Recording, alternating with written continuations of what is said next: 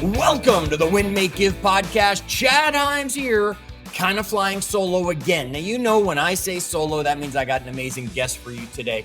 Bob, well, he's still in Hawaii, folks. You know how Bob is, or we don't know where he is, but we know he's not here. So that means it's you and me having this opportunity to share with our guest today. I'm looking forward to it. Yet before we get there, I'm going to remind you, when was the last time you shared a Win, Make, Give episode with somebody? When was the last time you listened to one of these and said, oh, my friend, insert name here, needed to hear that message, and sent them the link to the podcast, posted it on social media and said, check this one out if you're looking for this. We are looking to you to help bring us some new listeners, because even though you amazing listeners are still amazing, we want to have more people that we can help with their wealth, health, leadership, legacy, all the things we do here at Win, Make, Give. And remember, you can always go to winmakegive.com, find out about all the shows that we have under our umbrella that are out there for you, depending on what path of learning you are looking for in your podcast. Now, today I'm going to jump into a conversation with your friend and mine. Now, he's my friend already. How do I know this in such a short period of time, talking with him for a few seconds? Because we have the same hairstyle and we both live in Florida. So there you go. We're obviously connected at a much higher level than anybody could understand. I want to bring my friend Nate Woodbury to Win, Make, Give. Nate, thanks for joining us today. Yeah, happy to be here. Happy to share all that I can. We appreciate it. Now, folks, as you know, we record these a little bit ahead of when they drop. That depends on Dave. He likes to tease us, hold them back. Sometimes he drops them today. I don't know when this one's coming. Nate, I know you're in Florida. I know you got a pool behind you, which would make most of the country jealous because it's not pool weather where they are. We are folks at that time of the year where you're having winter, spring, summer, and fall all within like one day, wherever it is you live, not here in Florida. We have pool weather. That's just, even when we think it's winter, it's still pool weather. Nate, it's a beautiful pool. You're in your Florida home. I know you go east and west when it comes to it. Other than that, I know very little about you other than the stuff that you guys have sent over for me to know. So why don't you introduce yourself and make friends with all of the Win, Make, Give audience? Well, yeah, the reason I've got this house here is this is actually a filming house that we have for my East Coast clients. And we also second it as a vacation home. So we've been enjoying some fun out here. But I'm a YouTube producer. I produce over 60 different YouTube channels. And there are two YouTube paths, right? So there's the path to get as many views as possible, build a YouTube business so you can generate ad revenue. And then there's also a path if you're a business owner and you want to leverage YouTube for lead generation. There's this really, really cool opportunity for YouTube search. That's the type of channel that I produce. So most of the channels that you see that are entertaining, they're more of the focus of ad revenue. And my friend Daryl Lees, he teaches an amazing strategy down that path. I've spoken at his events. I've been part of his inner circle.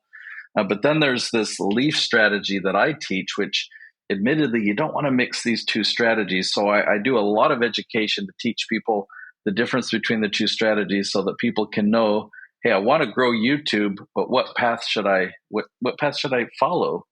Yep. And how to do that. I teach people how to dominate YouTube search so that when your target audience is searching for your expertise, they see you as the expert. They don't feel like they're being sold to, but there's this relationship being built and they become a lead for your business. So that's what I've developed. Okay, so, and that's why we're talking to Nate, folks, because if you heard, as Nate said, there's kind of two paths to success on YouTube. The first one he mentioned, we all know it is the influencer, right? It's that person who just has 1 million people following them, subscribe to them. So they're getting paid by companies that want to advertise or are sending them product and saying, here, talk about our crap.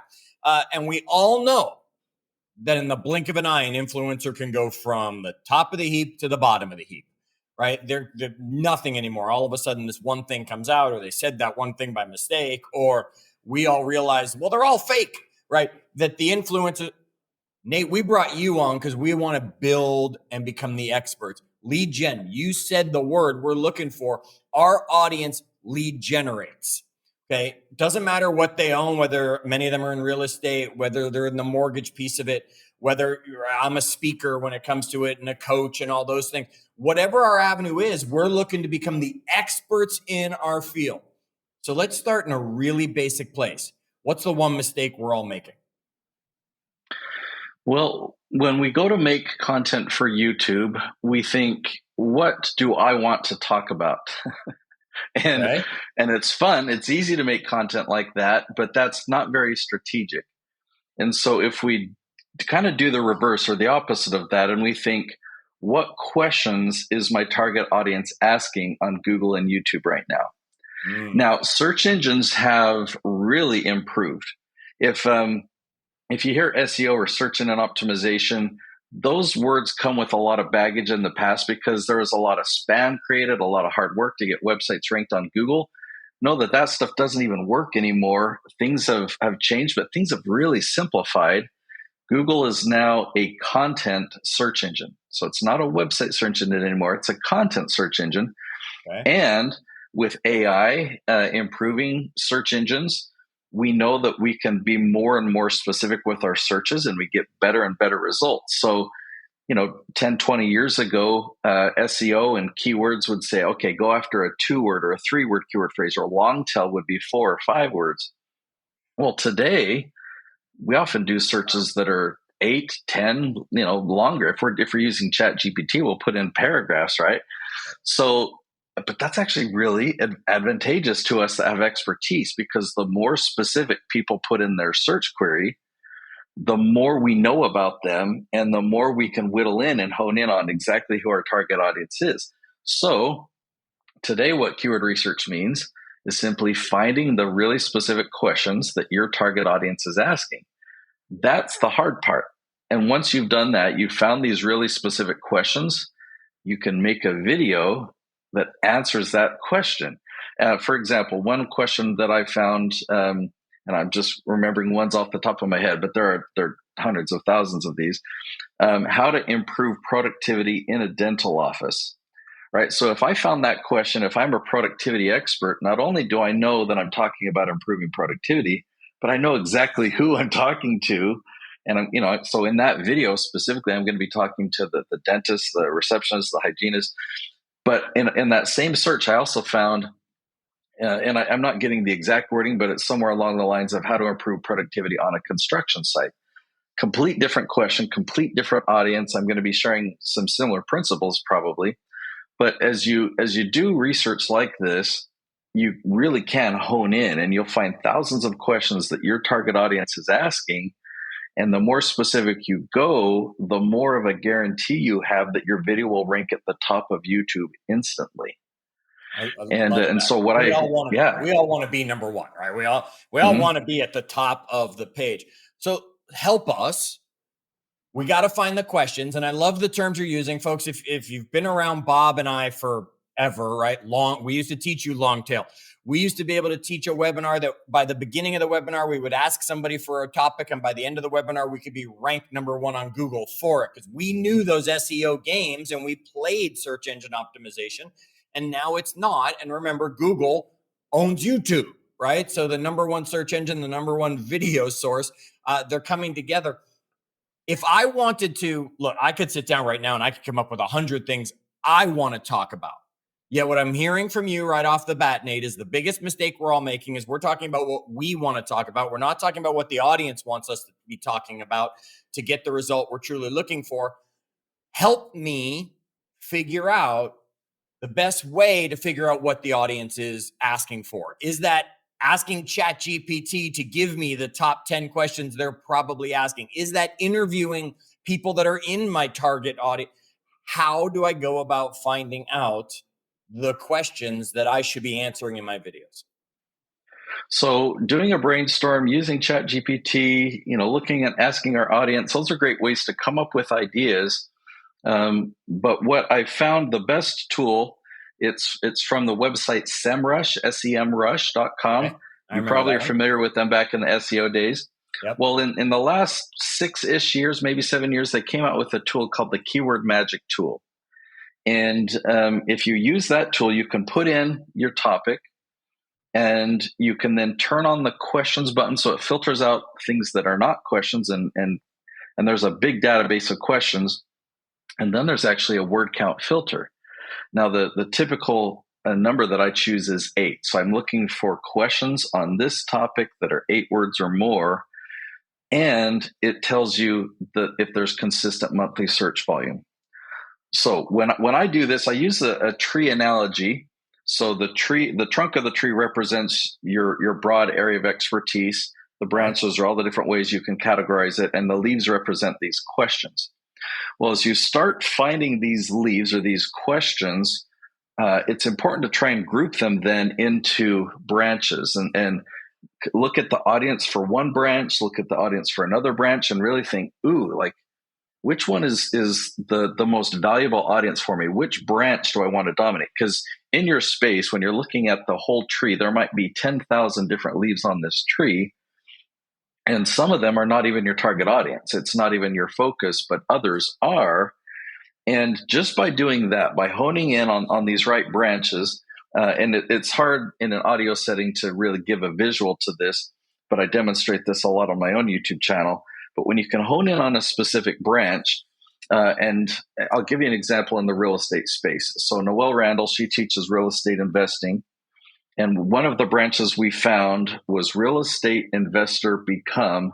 And we found about 25, maybe 30 different questions that all had, how to become a real estate investor for commercial, whatever, and for fix and flip. And we found 20 or 25 or 30 different real specific questions on that one branch. And I've been working with Noelle for a few years already. Tremendous success, about $6 million a year in revenue from her coaching. And then we were doing this research. This was a new branch that she hadn't found before. We typed in every one of those questions into YouTube, and we found that for the majority of them, she was not ranking yet. Not even if we scrolled and search. We only found her ranking for a couple of them. But because we focused on this branch, we just started answering all these questions. And over the period of about 3 or 4 months that we posted these videos, we went from only ranking a little bit to totally dominating that whole branch. Now, every single one of those questions, you type it in and she's ranking at the very top of YouTube. So it's not that complicated. You have to create the content that your audience is searching for. And if you're an expert, if your content is valuable, I mean, that's the hardest part. The part that we typically skip is this research to find these questions and doing it in an organized way and really honing in and knowing, what, this is the audience. This is the branch that I want to dominate. And that really makes all the difference. Okay. So what you're talking about, I believe, is what you call your leaf strategy, right? That's what you're talking about here. And if the audience wants to learn more about it, they can go to theleafstrategy.com, where you take them through it. You have some visuals, things like that, or they could just go to YouTube and go to Nate Woodbury's YouTube channel, which is at Nate Woodbury, where they'll probably find some information on this as well. Correct? Yeah, absolutely. The leafstrategy.com is a webinar that I do every week or two. Okay. So folks, you'll be able to stay on top of it and learn more about this. Now, look, this is not my problem. And you can tell we see each other, right? So you can tell this is not my issue. My partner, Bob, my normal co-host, this might be one of his issues. Nate, I'm not that good looking, right? I don't want to be on the camera. Whatever that is, it's obviously Bob's issue, not mine. What would you say to people who are saying, I don't want to be on camera? I mean, in today's day and age, we need YouTube and videos, correct? Yeah, there are a lot of people out there that teach a faceless strategy of how to create a YouTube channel without being the one on camera or even having a person on camera. Admittedly, though, what I love to do is build a relationship. And so, if you've got expertise, if you're the one with the background and experience, people want to connect with a person. And so typically I'll recommend that you have your YouTube channel be your name. It be named after you versus a business or whatnot. When people are ready to look into a service or find out what you offer, what you sell, they'll take that step to go to your website. But on YouTube, we don't need to be promotional. So it's very personal. It's wonderful if you can be on camera. And it's interesting as I've worked with people over a period of years to compare them what they were like on camera in the beginning, their nervousness, their hesitation, their kind of during the headlights. And these are all experienced business owners, right? But when you put a camera in front of them, it's like they lose all confidence. However, you get really good at it. It just, the more you do it, the better you get. And so I've found that building a YouTube channel is actually a good personal development program and a good speaker training program and whatnot. So I kind of a long way of answering, but I do recommend to build the biggest following, the biggest impact. And when I say following, like these are people that are really needing your services, not that are fans like an influencer like Mr. Beast, but of people that are needing your help. I highly recommend it. And they're going to meet you at some point anyway if they need your help. So you might as well get used to the fact that they're going to see you at some point. Yeah, I mean, if you do your strategy sessions or your sales calls on Zoom, that's what I do. I love video communication. The coolest thing happens when people find you through YouTube because they watch videos, they build this relationship, they feel like they know you, but then they see you on Zoom. It's like, oh wow, I'm talking to Nate. It's a pretty fun experience to see that because they're excited. I didn't know if I was actually going to get to talk to you. Okay, so do I need expensive gear? I mean, do I need to go out and buy all these? I mean, you're a YouTube producer. You got a filming house. I got to imagine it's got some good cameras and lights. But I don't have a YouTube producer behind me. Am I okay with my iPhone and my webcam here? Can I make good enough videos? The reality is absolutely. You can, the cameras that we carry in our pockets or in our purses they're so advanced. The lighting, the color balance, it all happens automatically, right? So why then, in my filming house here, why do we have the fancy lighting? Why do we have the cameras? Well, because we can over time. If I want to blur the background, I mean, you can't do that on the phone today. But I mean, if you think about the value of this, and I don't know why Will Smith is the actor that just popped in my head, but let's say somebody wanted to know. He's I know. Polarizing right now. We're talking about acting is all. I'm just talking about acting. So we could pick. Well, say Harrison Ford. All right. So okay, Harrison Ford. If somebody wanted some acting advice and they went to YouTube or Google and they typed in how to do such and such acting, and a video came up and it was a selfie video with Harrison Ford, just holding his camera right in front of her, his phone in front of him, talking to it. And you realized, oh, wow, he's filming in his home. I get to see what the inside of his home looks like. And it's not professionally lit, but the camera's close enough that the audio is good. And, there's a window there, so it's got good lighting. But man, he's sharing some really good advice. Does that make sense? So yeah, the value that you can deliver, there's some incremental improvements you can make with the equipment. But that's just incremental. What's most important is the value and the ability to really build a relationship. The more we can actually go overboard if you add too much text effects or if it's too polished, if it looks too corporate of a studio look, that will actually distance you more and harm that relationship versus, you're not reading a script. You're just conversational. You're using bad grammar. I say gonna instead of going to all the time, and I say, so all those things actually help to build the relationship. So start with the phone, the camera that you've got. All right, perfect.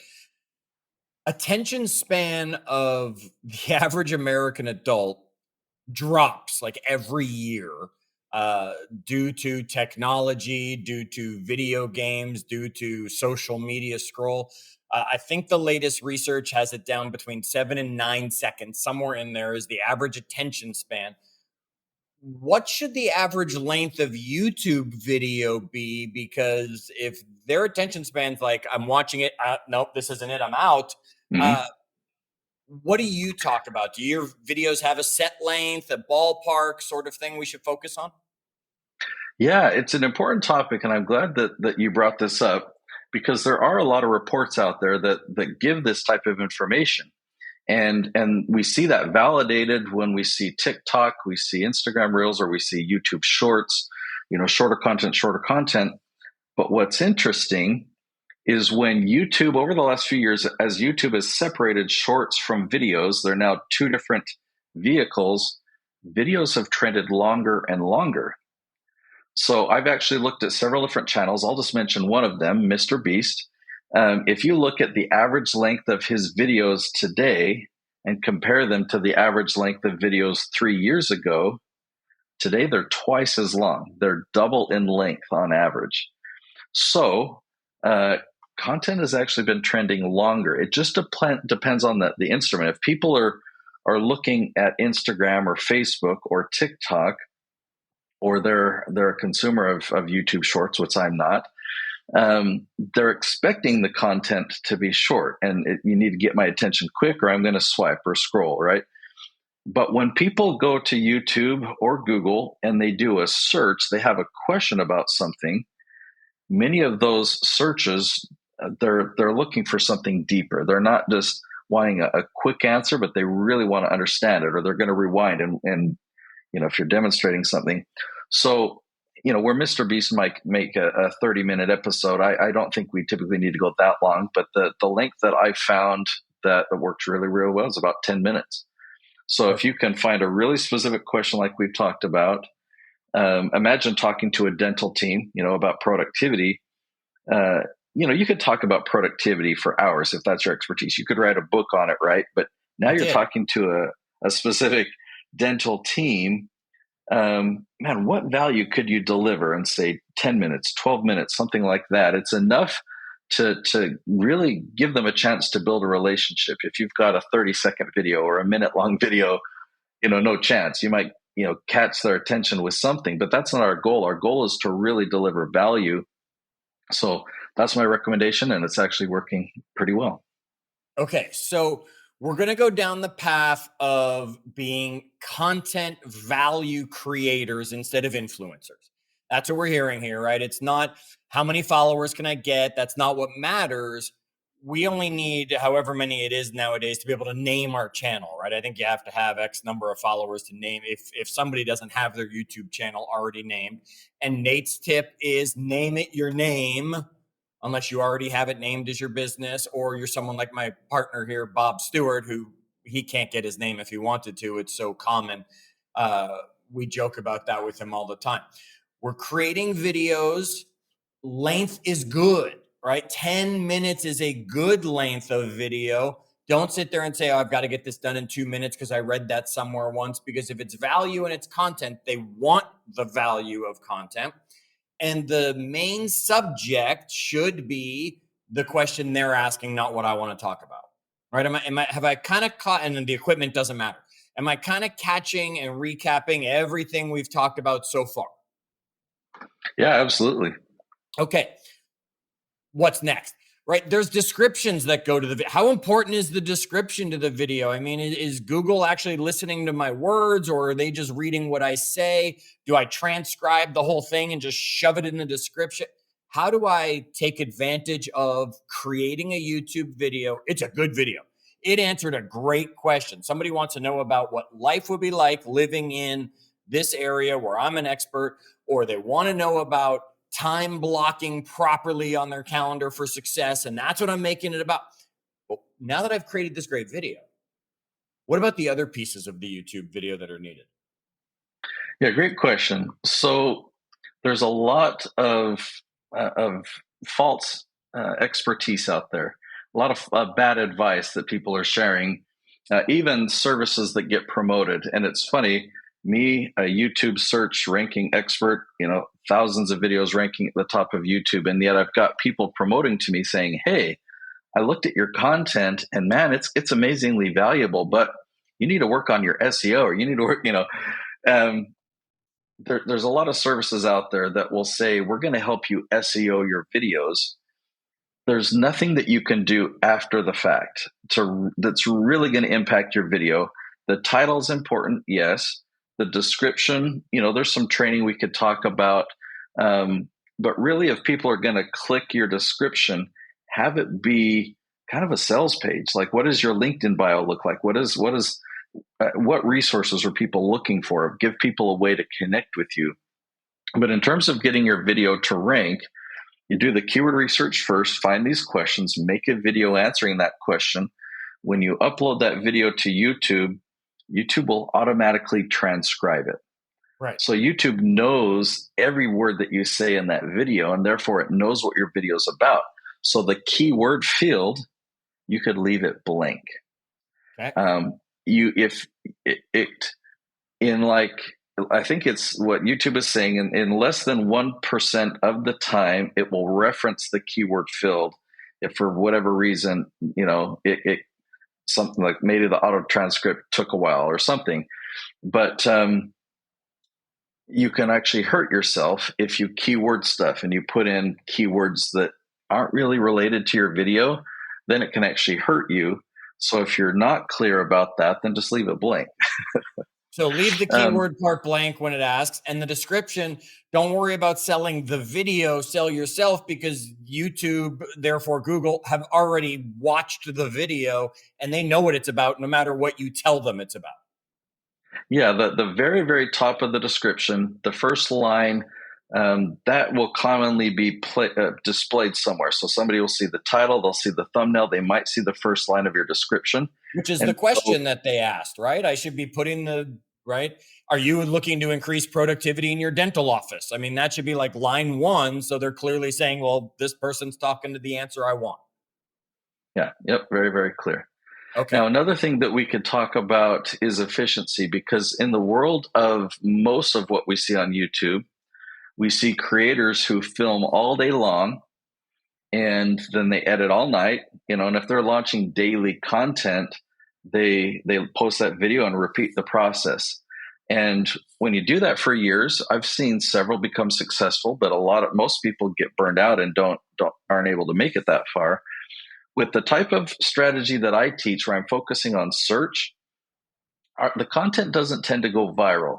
If I find a question, and let's say it's a 10-word long question, and it has 10 searches a month, most people would turn up their nose to that, saying, "Oh, that's teeny."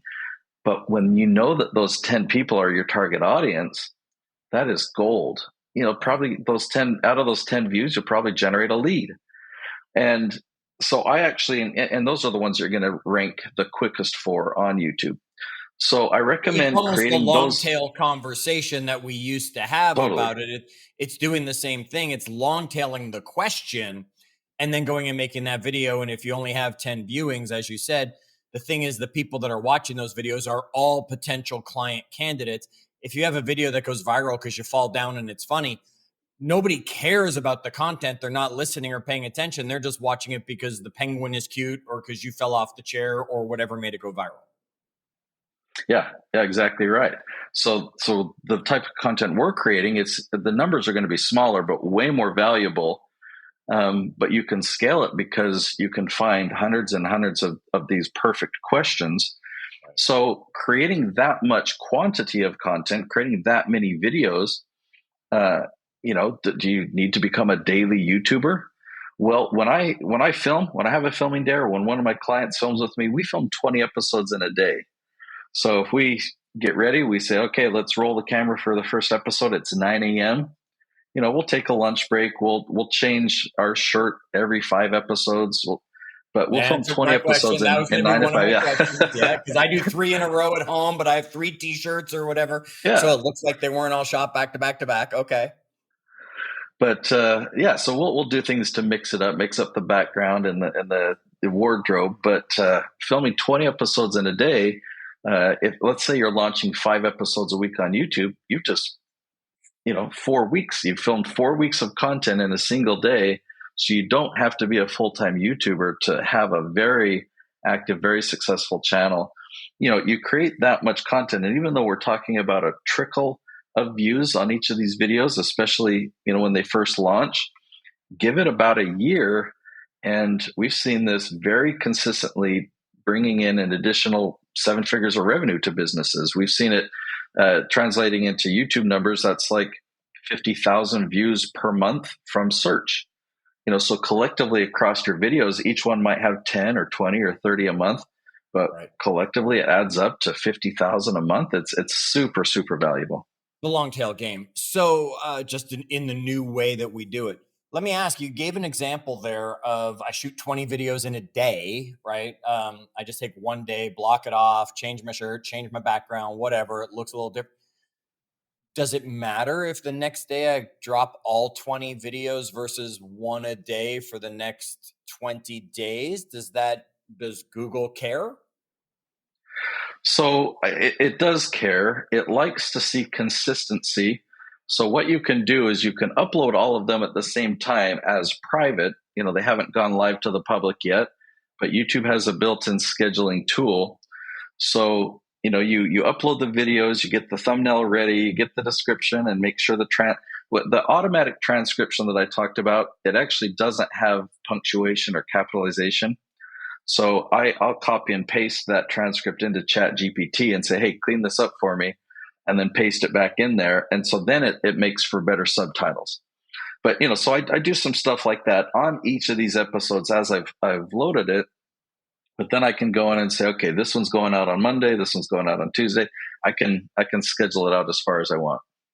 Yes, I use that tool. I love the scheduler, so I don't forget to get the videos posted when I make them. All right, folks, I'm talking with Nate Woodbury.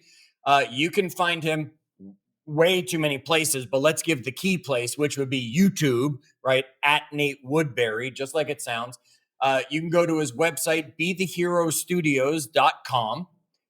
And you can check out the leafstrategy.com, which is the webinar that Nate talked about that he does, where he's teaching the leaf strategy to you regularly. And my gosh, but Nate, because you're everywhere, he's got a book, of course, A Hero's Guide to Influence on YouTube. Find it on Amazon, written by, of course, Nate Woodbury. You should have figured that all out by now. Okay, Nate, I like this.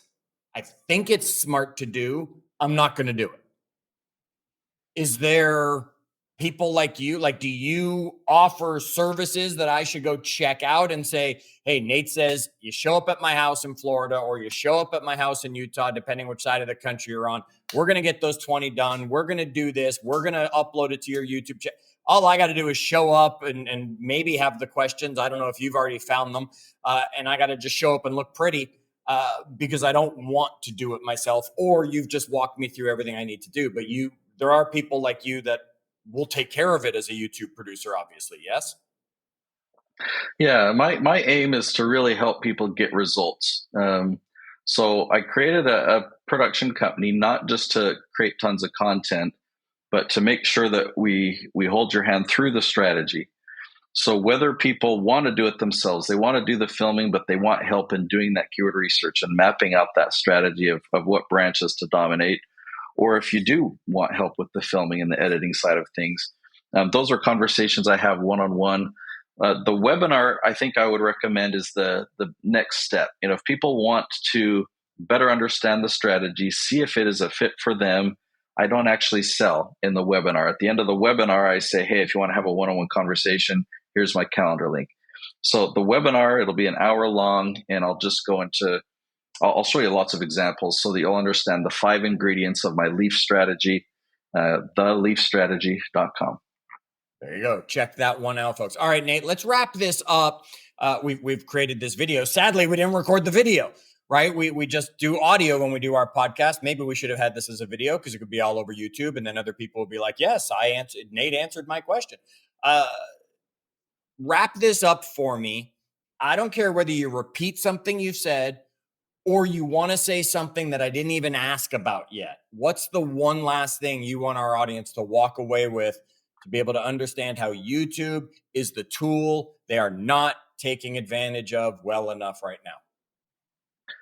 I think that we're in a time right now where it's as if the planets are all aligned, just to use that expression. It's like the Actually, timing is perfect. right? Weren't they just like a month ago? They were actually all aligned. All right, freaky. All right, so it must be, right? So the way that search engines and AI have improved, and the opportunity where the barriers of getting started as a business and as a content creator, or the technology of our phones has gotten to a point where we carry these cameras around with us daily. And now the search engines and these keyword research tools can just simply tell us, here are the questions your audience is asking. I've been using this strategy and it's better today than it was 12 years ago when I discovered the strategy. So it worked good back then, but man, today it is working so well. Even if you're starting a brand new YouTube channel, where you will be 1, 2, and 3 years from now is you can be the number one person in your industry. Let me give you a simple example that's really quick. Stan the annuity man.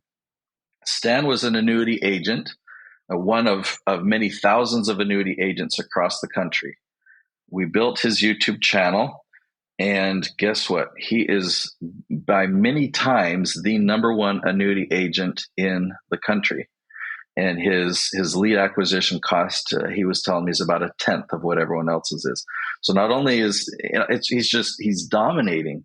So whatever space you're in, this strategy and this vehicle of YouTube, it can help you go from obscurity and being a nobody that people don't know about, they don't know how great you are, to actually becoming, the go-to person, the number one authority in that space. It's that good. Folks, we've been talking about YouTube for a decade as one of your top lead generation platforms. It's changed. It's absolutely changed. Nate has given you what works now. Yes, in 3-5 years, who knows, right? 5 years ago, it was a little different with keywords and long tail and all that stuff. This is what's working on YouTube right now. The man knows it. He's helped many get their business where they need to be. Go become the expert in your field so that people find you when they are searching, because people want video now. We don't want to read. We got lazy. Go generate the YouTube content, and trust me, they're going to meet you at some point. So you're as pretty today as you're going to be on that day. Don't worry about what you look like on camera. Nate, thank you so much for taking the time and joining us today. I appreciate you sharing everything. Folks, check it out. He said it's the leafstrategy.com. He said that's probably the logical next place for you to go. And if you want to check out his YouTube page, it's at Nate Woodbury. Folks, until our next episode, as always, do good.